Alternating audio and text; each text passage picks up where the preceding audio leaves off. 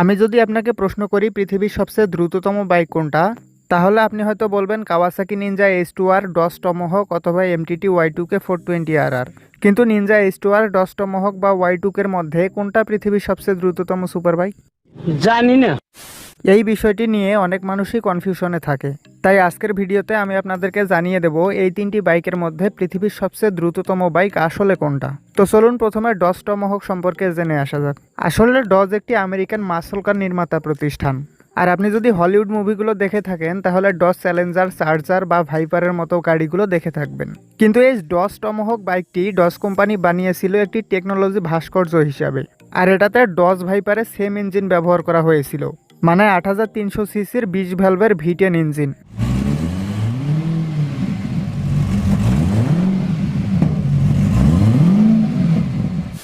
আর এই ইঞ্জিনটি সর্বোচ্চ ৫০০ horse power এবং ৭১২ নিউটন মিটার টর্ক উৎপাদন করতে সক্ষম, যার ফলে এই ডজ কোম্পানি দাবি করে এটা সর্বোচ্চ গতি হবে ৬৭৫ কিলোমিটার পার আওয়ার। তবে এই কাহিনীতে একটা টুইস্ট আছে। আসলে ডজ টমহকের টপ স্পিড কখনোই টেস্ট করা হয়নি। আর এটার হিজিবিজি ডিজাইন দেখে মনে হয় না এটা একটা বাইক। আর যেখানে বাইকের থাকে ২টি চাকা, এটার আছে ৪টি চাকা।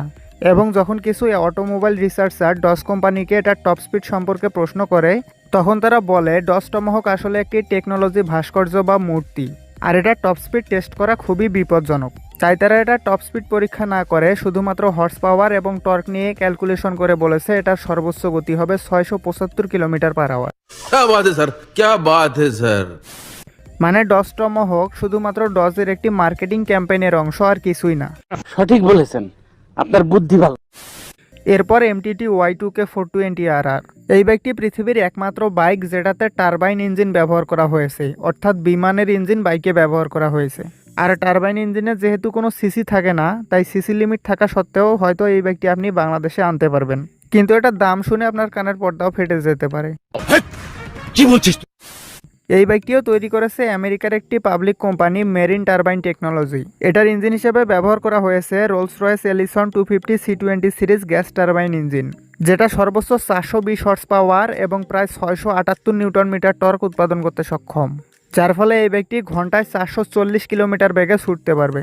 আর এই বাইকটির সবচেয়ে ইউনিক ব্যাপার হলো এটার টারবাইন ইঞ্জিনের সাউন্ড।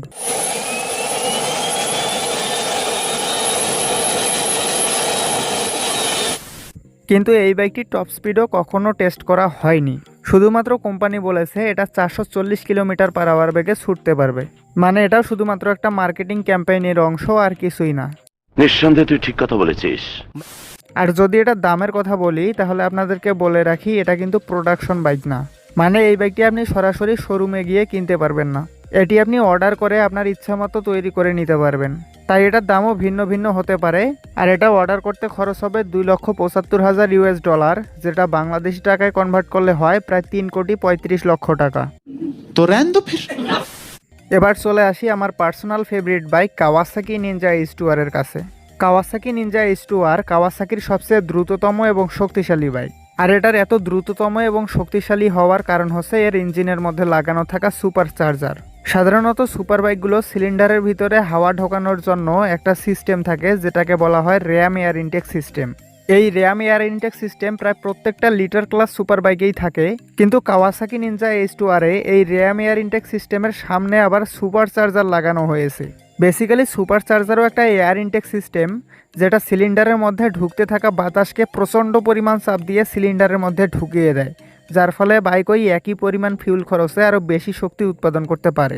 আর এর কারণেই কাওয়াসাকি নিনজা H2R এর ৯৯৮ সিসির ইনলাইন 4 সিলিন্ডার 16 ভালভের liquid cool DOHC super charged engine সর্বোচ্চ ৩১০ হর্স পাওয়ার এবং ১৬৫ নিউটন মিটার টর্ক উৎপাদন করতে সক্ষম, যেটা ডজ টমহক বা MTT Y2K এর তুলনায় অনেক কম। তবে এই বাইকটির টপ স্পিডের ব্যাপারটি আবার ওই দুটি বাইকের মতো না। মানে কি বলতে চাও? তুরস্কের ওসমান গাজী ব্রিজে Kawasaki Ninja H2R ৪০০ kilometre per hour top speed achieve করেছে এবং পৃথিবীর সবচেয়ে দ্রুততম প্রোডাকশন বাইক হিসেবে ঘোষিত হয়েছে। তাই পৃথিবীর সবচেয়ে দ্রুততম বাইক MTT Y2K বা ডজ টমহক নয়, পৃথিবীর সবচেয়ে দ্রুততম বাইক হচ্ছে কাওয়াসাকি নিনজা H2R। আর আমার মতে নিনজা S2R-কে যদি কেউ ওই দুটি বাইকের সাথে তুলনা করে তাহলে পৃথিবীর অন্যতম সেরা মোটরসাইকেল ম্যানুফ্যাকচারিং কোম্পানি কাওয়াসাকিকে অপমান করা হবে। কারণ কাওয়াসাকি শুধু নিনজা S2R-এর জন্যই নয়, এটা পৃথিবীব্যাপী দ্রুততম এবং শক্তিশালী মোটরসাইকেল তৈরির জন্য বিখ্যাত। আর কাওয়াসাকি নিনজা S2R-এর আগে পৃথিবীর সবচেয়ে দ্রুততম সুপার বাইক ছিল কাওয়াসাকি নিনজা ZX14R। যাই হোক, আপনাদেরকে বলে রাখি নিনজা S2R কিন্তু রোড লিগ্যাল বাইক নয়, তাই এটি আপনি রাস্তায় চালাতে পারবেন না, এটি শুধুমাত্র রেস ট্র্যাকে চলতে পারবে।